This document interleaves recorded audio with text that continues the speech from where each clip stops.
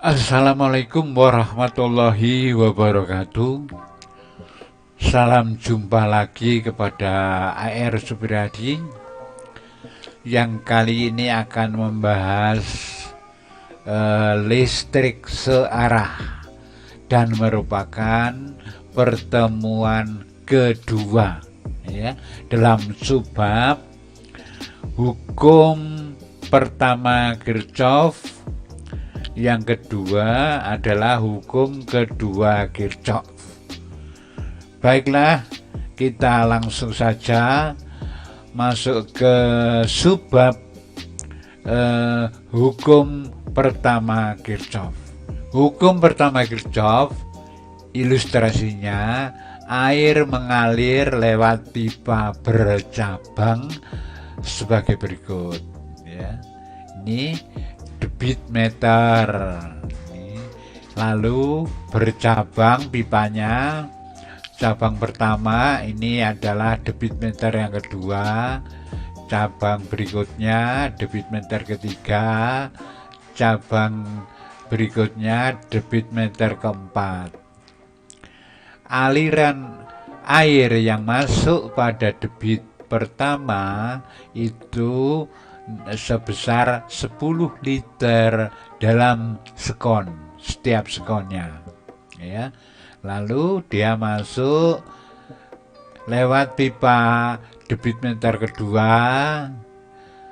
3 liter per sekon, lewat debit meter ketiga, lewat debit meter keempat itu 5 liter per sekon ya. Maka debit meter ketiga menunjukkan angka berapa. Awas, masuk 10 liter per sekon, 3 liter per sekon, 5 liter per sekon, maka ini dapat kita temukan ya, yaitu dengan cara bagaimana rumus yang Anda gunakan untuk memperoleh angka pada Q3 ini, yaitu Q3 debit meter yang ketiga sama dengan angka yang di debit meter ke-1 dikurangi debit meter keberapa dikurangi debit meter keberapa, angkanya ini 10 ya, angkanya besarnya ya 10. Ini besarnya ada 3 liter per sekon, ini ada 5 liter per sekon. Maka debit meter ketiga dapat ketemu. Kesimpulan, besarnya debit aliran air yang masuk titik percabangan adalah sama dengan arus yang keluar dari titik itu ya. Yang masuk 10 liter per sekon, yang keluar harus 10. Ini tambah ini harus 10 ya, maka ini ketemu berapa. Dari ilustrasi tersebut di atas dapat menalar aliran muatan listrik pada pengantar atau kabel yang bercabang, yakni sebagai berikut. Ini tadi digambarkan seperti ini gambarannya. Kalau yang masuk itu yang ampere meter yang pertama itu 10 ampere, yang masuk yang berarti arus yang masuk ke titik percabangan ini yang keluar, arahnya ini keluar, berarti yang keluar, yang masuk 10, yang keluar 3 ampere, yang keluar 5 ampere, maka yang keluar ini berapa ampere ya. Ini ternyata sudah ketemu, yaitu 2 ampere. Bagaimana rumus yang Anda gunakan untuk memperoleh angka pada ampere meter ketiga ini? Ya, sama dengan yang sebelumnya, yaitu A3 itu dari A yang masuk tadi Ini ampermeter pertama dikurangi yang hasil ampermeter kedua, dikurangi lagi angka yang masuk di ampermeter keempat. Angkanya berapa, dikurangi berapa, ya, dikurangi berapa, hasilnya 2 ampere. Itulah ya hukum pertama Kirchhoff. Ini ada kesimpulannya. Kesimpulan hukum pertama Kirchhoff, jumlah kuat arus listrik yang masuk titik percabangan sama dengan jumlah kuat arus listrik yang keluar dari titik percabangan itu. Yang merah ini merupakan hukum pertama Kirchhoff, ya. Yang masuk harus sama dengan yang keluar. Jumlah arus listrik yang masuk sama dengan jumlah arus listrik yang keluar. Ya, tuh. Tidak sulit kali ini ya. Secara logika gampang sekali. Kita lihat problem-problem pada hukum pertama Kirchhoff. Ini titik percabangan. Arus listrik masuk pada titik percabangan, ya. Yang masuk itu 12 ampere. Ternyata ini arahnya keluar 2. Berarti yang belok ke sini tinggal titik-titik, ya, arahnya ke sini. Terus masuk di sini. Di sini ternyata I4 keluar 2. Berarti I5 tinggal berapa? Ini yang dicari I3 dan I5, ya. Oke, gitu. Jumlah kuat arus yang masuk sama dengan jumlah kuat arus yang keluar dari titik percabangan. Kalau ini dianggap titik percabangan, maka yang masuk itu I1 masuk 4 ampere. Ya. Lalu I2 juga masuk, ini 2 ampere. Ya. Yang keluar ini 3 ampere. Ini keluar lagi 4 ampere. Noh, ini yang keluar ada 7. Yang masuk ada 6. Berarti dia harus kemana ini? Harus kemana dan besarnya berapa? Itu adalah I4. Ini bisa dicari besar dan arah kuat arus listrik pada I4, ya, menggunakan hukum pertama Kirchhoff-nya. Jumlah yang masuk harus sama dengan jumlahnya yang keluar. Itu ya, gampang dicari sendiri. Oke. Nomor 3, problem nomor 3. Kita lihat cabang-cabangnya ini. Arus yang masuk I3 ini, lalu ini keluar dari percabangan ini, yang keluar 2 ampere. Yang keluar lagi dari titik ini, keluar ini ke sana 5 ampere. Terus yang lewat di sini, ada 3 ampere. Terus ini belum tahu kita, tapi ini ngumpul lagi kok 5 ampere, ya. Jadi ini berapa ini? Ini berapa ampere? Yang dicari I3 juga dicari, ya. Maka I3 itu ampermeter nomor 3 itu juga dicari karena belum ada angkanya. Kalau ini 2 ampere, 3 ampere, tapi ini 5 ampere, ini 5 ampere. Berarti yang ada di ampermeter ketiga itu ada berapa? Maka I3 ini secara logika jumlah dari ini, ya, hukum pertama Kirchhoff, ya, ada di sini. Tolong ini dicari. Oke, masuk keempat ya. Keempat sekarang. Ada rangkaian seperti ini, ya. Ini kita lihat sumbernya positif, arus keluar dari positif sana menuju R2. Setelah itu di R2 nanti tiba di titik A, nanti arusnya ada yang lewat atas, nanti sampai di B, ada yang lewat tengah sampai di B, ya. Terus ngumpul lagi nanti sampai ke daerah rendah ini atau potensial rendah. Nah, kuat arus listrik yang lewat R3 sebesar 2 ampere. Oh, yang lewat di sini sebesar 2 ampere. Ya, siapa yang tahu arus listrik yang lewat R4? Ya, kata baru Ener bagaimana? Seri.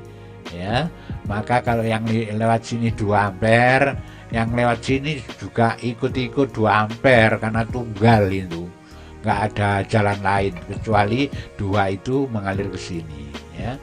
Tuh, sampai di B. Nah, tinggal ini kita belum tahu, ya, yang lewat di R5. Nanti kalau yang di R5 tahu dijumlah, berarti lewat sini 2, lewat sini belum tahu. Nanti kalau dijumlah itu adalah sama dengan yang lewat R2. Ya, lewat R2 itu masih total, ya. Baru nanti bercabang sana. Itu. Oke, kita cari saja yang lewat bawah ini, ya. Awas yang lewat titik percabangan itu yang sama bukan kuat arusnya loh, ya. Kalau seri ini dengan ini kuat arusnya, maka ini lewat 2, ini 2 ampere, ini 2 ampere. Kalau yang percabangan itu yang sama beda potensialnya. Di VAB itu boleh dipakai yang atas, boleh dipakai yang bawah, gitu ya. Oke, pakai perbandingan aja, ya. Pakai perbandingan yang lewat bawah, arus yang lewat atas dengan arus yang lewat bawah, ya. Jadi I1 dibanding I2 sama dengan hukum Ohm itu kan sama dengan V per R, ya. Berarti V-nya boleh menggunakan VAB, ya. I1 dibanding I2 sama dengan VAB dibagi R300 dibanding VAB dibagi 600.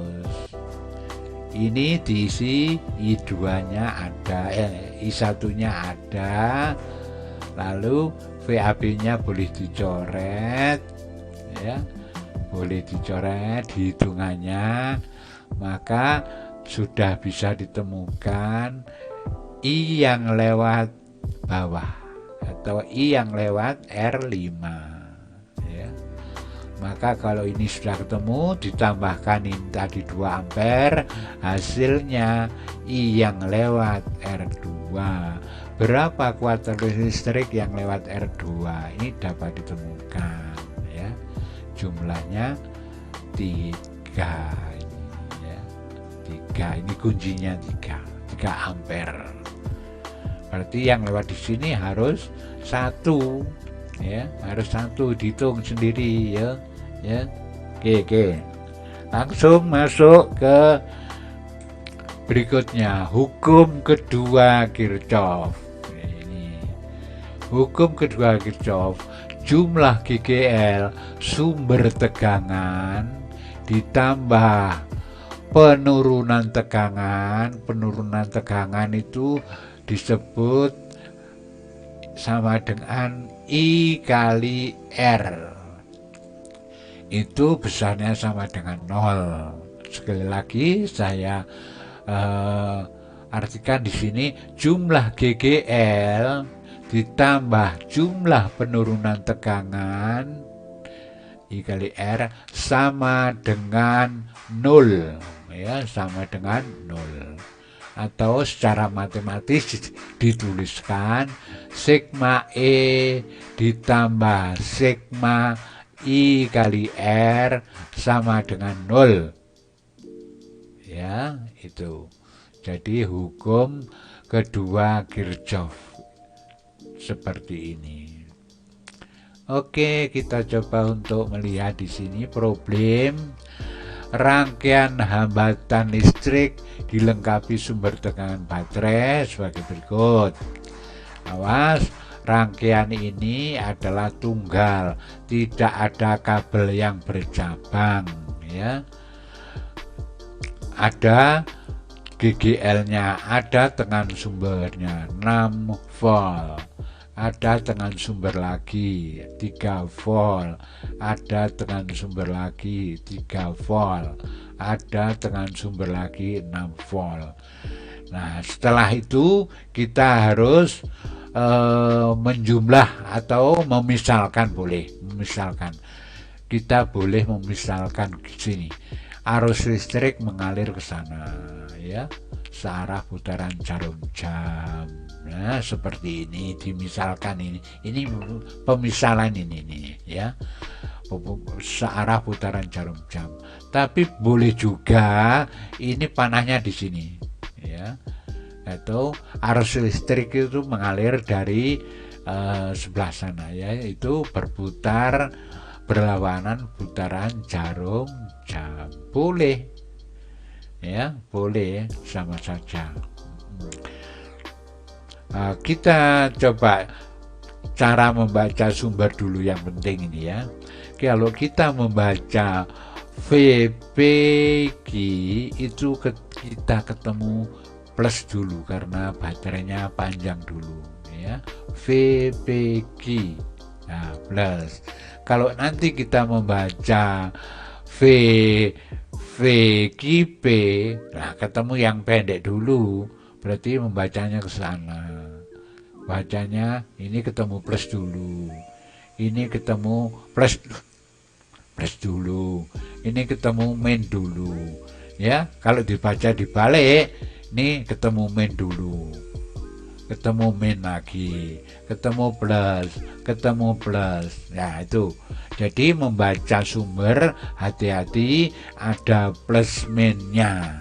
Kalau ketemu pendek, sumber itu negatif.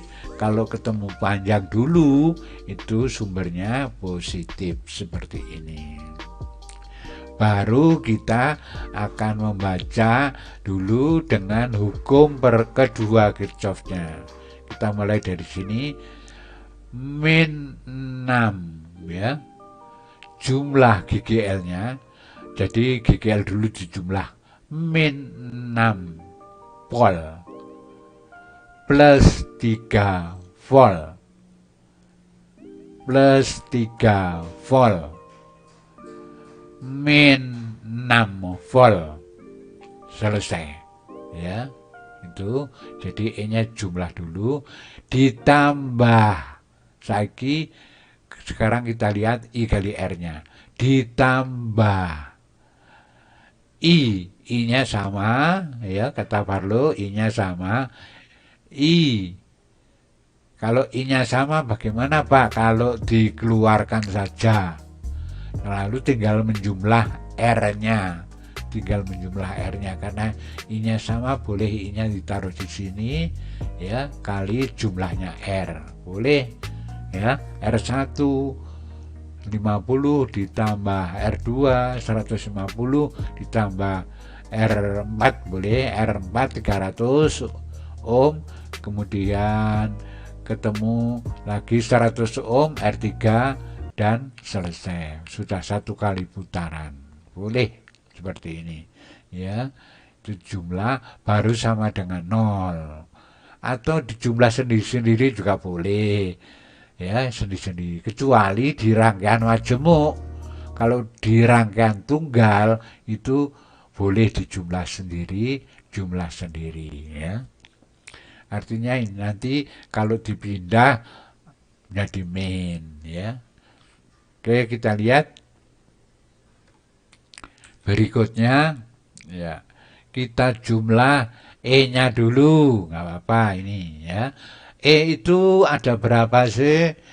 E1-nya negatif, E2-nya positif, E3-nya positif, E3-nya, E4-nya positif, E3-nya negatif ya.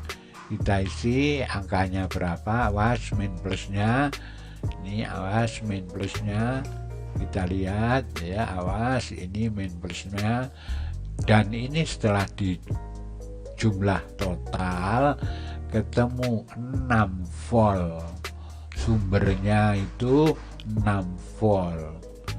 Terus R-nya jumlah, karena I-nya sudah dianggap sama, R-nya jumlah. R-nya ada R1, ada R2, ada R3, ada R4. Jumlahnya ada berapa? Besar dan arah arus listrik itu pakai hukum Ohm boleh, karena tunggal ya, gampang ya pakai hukum Ohm ya. Besarnya I sama dengan jumlahnya sumber tadi ada 6 dibagi jumlahnya R tadi ada berapa, ini dibagi hasilnya ternyata positif. Berarti pemisalan kita, misalnya arus listrik berputar pada rangkaian itu searah putaran jarum jam, ternyata dihitung-hitung ketemu positif. Kalau positif berarti pemisalan kita itu betul. Tanda plus berarti arah arus listrik sama dengan arah pemisalan kita ya. Kalau ada teman-teman yang memisalkan berlawanan jarum jam arah arusnya, maka ketemu negatif, tapi angkanya sama ya, jadi hanya min. Kalau ada min, kita diberitahu bahwa arah arus itu berlawanan dengan pemisalan kita ya, itu aja. Oke, demikian pertemuan kedua kali ini, mudah-mudahan bermanfaat dan jaga kesehatan. Kami akhiri, wassalamualaikum warahmatullahi wabarakatuh.